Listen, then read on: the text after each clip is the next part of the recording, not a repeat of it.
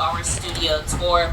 It's kind of a nod to Carl Laemmle's opening day ceremony back in 1915. He wanted this really grand special effect, and he had a flash flood, and let's just say that it broke through the barriers and left everybody soaking wet at the opening day ceremony. So it's kind of a little bit of a joke that we have it on the tour now. As you can see, we're now here in 6 points. These are our oldest sets here on the lot. อันนี้ก็เป็นเรือนขบอยนะ where we made a lot of อันนี้ westerns ก็เป็น that โอ utilize เปอเรอ the ร์เฮา day, ส์ like in movies like Once Upon a Time in Hollywood, directed by Quentin Tarantino. This is where Leonardo DiCaprio was filming that show Lancer. This was used in Saving Mr. Banks with Colin Farrell. Those flashback scenes in old Australia were done right here. We mentioned this area is named 6 Points. It gets its name because during the silent film era, you could film up to 6 movies here at the exact same time. You didn't have to worry about sound, so you can all just yell over each other. It didn't really matter. I mentioned this body of water that was used from Creature from the Black Lagoon. I like mentioning this story, and I'm just going to play this clip so we can remind ourselves of what it looks like.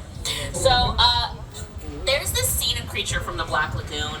It's this underwater scene where the gill man, he's swimming at the bottom of the water, and there's a woman swimming up top, and he keeps swimming up and reaching like he's going to grab this woman's foot and drag her down into the water because she doesn't know he's there.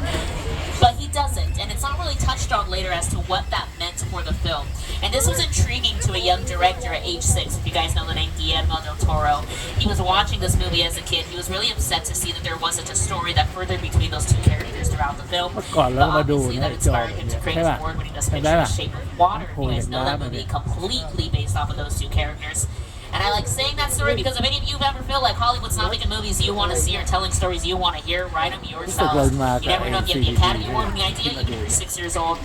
And someone who was inspired off of a lot of our monster movies was director Steven Spielberg. We're going to be passing by Amity Island one more time, so I want him to go ahead and talk about the making of Jaws in the studio. The Jaws ride was almost the inevitable result of the size of the box office when Jaws first opened in June of 1975.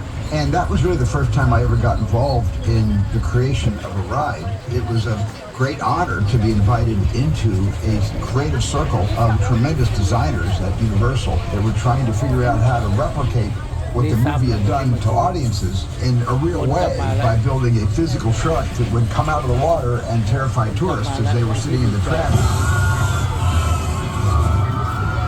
And the most amazing thing about the Jaws ride is it is exactly as it was